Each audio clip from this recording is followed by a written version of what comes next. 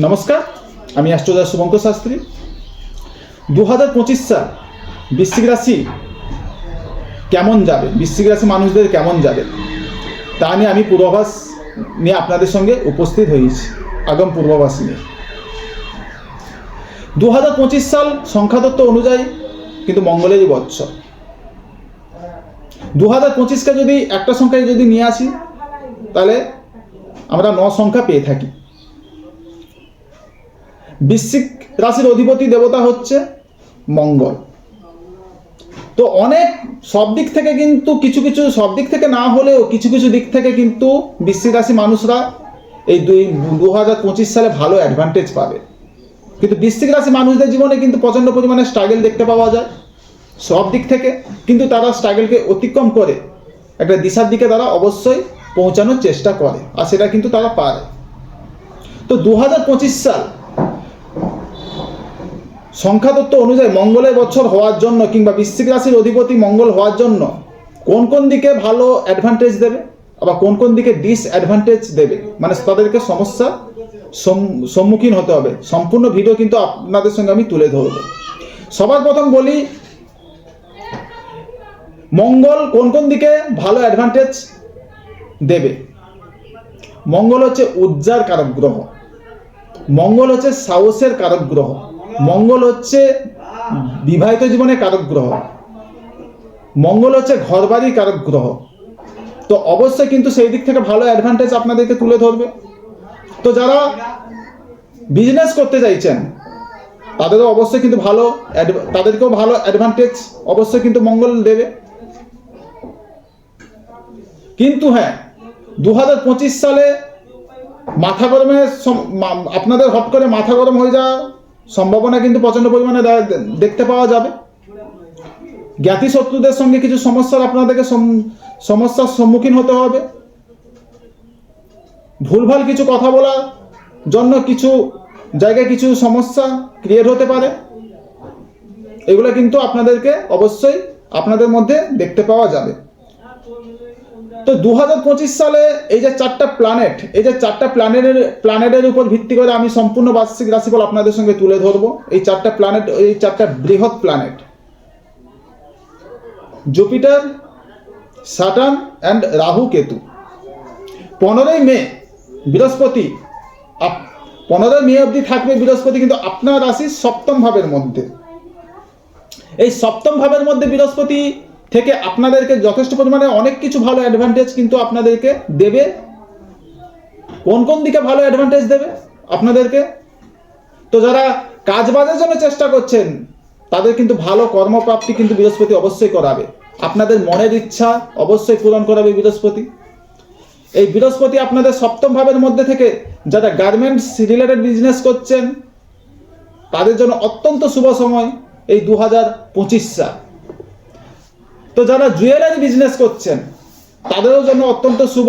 এই বৃহস্পতি 15ই মে অবধি কিন্তু আপনার রাশির সপ্তম ভাবের মধ্যে থেকে আপনাদের যারা এডুকেশনের সঙ্গে যুক্ত আছেন তাদের এডুকেশনের জায়গা যথেষ্ট পজিটিভ হতে যাচ্ছে, বা যারা এডুকেশন কমপ্লিট করে জবের জন্য চেষ্টা করছেন তাদের জন্য কিন্তু পজিটিভ হতে চলছে। কিন্তু 15ই মের পর যখন বৃহস্পতি আপনার রাশির সপ্তম ভাব থেকে অষ্টম ভাবের মধ্যে যাবে, মানে মিথুন রাশিতে যাবে, তখন কিন্তু আপনাদের অনেক দিক থেকে সমস্যা কিন্তু আপনাদেরকে ক্রিয়েট হতে দেখা যাবে। এই সপ্তম ভাব থেকে অষ্টম ভাবের মধ্যে বৃহস্পতি যে প্লেসমেন্ট হওয়ার পর, মানে 15ই মের পর, তখন কিন্তু আপনাদের সন্তানকে নিয়ে আপনাদের মনের মধ্যে একটা টেনশন তৈরি হতে পারে, কিছু হতাশা তৈরি হতে পারে। তো আপনারা হয়তো কাউকে টাকা দিয়ে ফেললেন, আপনারা সেই টাকাটা পেতেও না পারেন, বা যদিও আপনারা পাবেন অনেক লেট করে পাওয়ার একটা সম্ভাবনা কিন্তু আমি পাচ্ছি। আপনারা হট করে কাউকে টাকা পয়সা ধার দিতে যাবেন না সেই সময়টা। তো যারা বিদেশে গিয়ে কর্ম করতে চাইছেন তাদের জন্য একটা অত্যন্ত শুভ সময় আমি পাচ্ছি না 15ই মের পর। 15ই মের পর আপনারা যদি বিদেশে গিয়ে কর্ম করতে চাইছেন বা চেষ্টা করছেন 15ই মের আগে কিন্তু আপনারা করতে পারলে সেটা কিন্তু অত্যন্ত পজিটিভ আমি কিন্তু পাচ্ছি। এই অষ্টম ভাবের মধ্যে বৃহস্পতি থেকে আপনাদেরকে যথেষ্ট পরিমাণে কিছু সমস্যার সম্মুখীন করা হবে। বিভিন্ন দিক থেকে, আপনাদের ফ্যামিলি দিক থেকে কিংবা আপনাদের মানসিক দিক থেকে কিন্তু সমস্যার সম্মুখীন কিন্তু করাবে। অপরদিকে শনি 31শে মার্চ আপনাদের রাশির চতুর্থ ভাব থেকে পঞ্চম ভাবের মধ্যে যাবে। এই পঞ্চম ভাবের মধ্যে শনি গিয়ে আপনাদেরকে 31 কিন্তু হ্যাঁ একটা জিনিস আমি আপনাদের সঙ্গে শেয়ার করতে ভুলে গেছি। তো সেই জিনিসটা হচ্ছে 31 মার্চ পর যখন শনি আপনাদের চতুর্থ ভাব থেকে পঞ্চম ভাবের মধ্যে যাবে, তখন কিন্তু আলটিমেট কিন্তু শনির ঢাইয়া কিন্তু চলতে থাকবে। কিন্তু 31 মার্চের পর কিন্তু বৃশ্চিক রাশির জন্য একটা সুখবর আমি পাচ্ছি কি, 31 মার্চের পর কিন্তু শনির ঢাইয়াটা কেটে যাবে। এই শনির ঢাইয়াটা কেটে যাওয়ার পর কিন্তু বৃশ্চিক রাশির দিক থেকে অনেকটা ভালো কিছু পজিটিভ দিক আমি কিন্তু দেখতে পাচ্ছি। পঞ্চম ভাবের মধ্যে শনি যাওয়ার পর আপনাদের যারা কর্মের একটা ভালো একটা কর্মের সঙ্গে কিন্তু আপনাদেরকে যুক্ত করাবে। আপনাদের বাড়ির বয়স্ক মানুষদের তাদের কিন্তু কোমরের ব্যথা কিংবা পায়ের ব্যথার জন্য ভুগছেন, তারা কিন্তু অনেকটাখানি রিলিফ পাবেন। কোনো ভালো ডক্টরের কনসালটেন্সি নিতে চাইছিলেন বা কনসাল্ট করতে চাইছিলেন, সে ভালো ডক্টর কিন্তু আপনারা খুঁজে পাবেন। আর কি পাবেন না, পঞ্চম ভাবের মধ্যে শনি থেকে আপনাদের সন্তানের এডুকেশনের জায়গায় যথেষ্ট পরিমাণে ভালো করাবে। যারা উচ্চশিক্ষা করছেন বা হায়ার এডুকেশন করছেন, তাদের কিন্তু একটা ভালো জায়গা আমি কিন্তু দেখতে পাচ্ছি এই 31 মার্চের পর।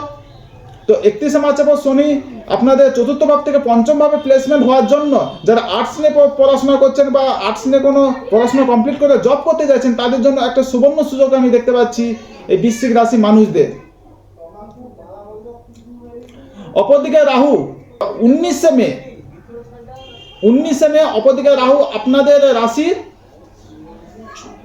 পঞ্চম ভাব থেকে চতুর্থ ভাবে প্লেসমেন্ট, এই যে ট্রানজিট, এইটা কিন্তু অত্যন্ত শুভ আমি কিন্তু পাচ্ছি না। আপনারা যে কোনো কর্মের জন্য চেষ্টা করুন না কেন, কিন্তু আপনাদের কর্মের জায়গাটা আমি বেশি ফোকাস পাচ্ছি বিদেশে গিয়ে কর্ম যদি আপনারা করে থাকেন অত্যন্ত ভালো হবে। আপনাদের সন্তানের এডুকেশন নিয়ে কিছু সমস্যার সম্মুখীন হতে দেখা যাচ্ছে, কিন্তু আপনাদের সন্তানের এডুকেশন হবে কিন্তু কিছু সমস্যার সম্মুখীন আপনাদেরকে করাবে। পারিবারিক সমস্যা কিন্তু আপনাদের যথেষ্ট পরিমাণে বৃদ্ধি করাবে। এই চতুর্থ ভাবের মধ্যে রাহু এসে বিভিন্ন দিক থেকে আপনাদেরকে সমস্যার সম্মুখীন হতে হবে। কিন্তু 19 মে কেতু যখন আপনার একাদশ ভাব থেকে দশম ভাবের মধ্যে যাবে, আপনাদের কর্মের জায়গায় যথেষ্ট পরিমাণে শত্রু কবলে কিন্তু আপনাদেরকে পড়তে হবে। কর্মের জায়গায় বিভিন্ন কিছু সমস্যা দিক থেকে আপনাদের সম্মুখীন হতে পারে। সব দিক থেকে আমি দেখতে পাচ্ছি এই 2025 সালে বৃশ্চিক রাশি মানুষদের বিভিন্ন দিক থেকে বাধাপ্রাপ্ত। বিশেষ করে 15 মের পর আপনাদের সময় কিন্তু আমি ততটা কিন্তু পজিটিভ পাচ্ছি না। কোন দিকে আপনাদেরকে সমস্যা সম্মুখীন হতে হবে। তো যারা এডুকেশনের সঙ্গে যুক্ত আছেন তাদের কিছু সমস্যার সম্মুখীন হতে হবে।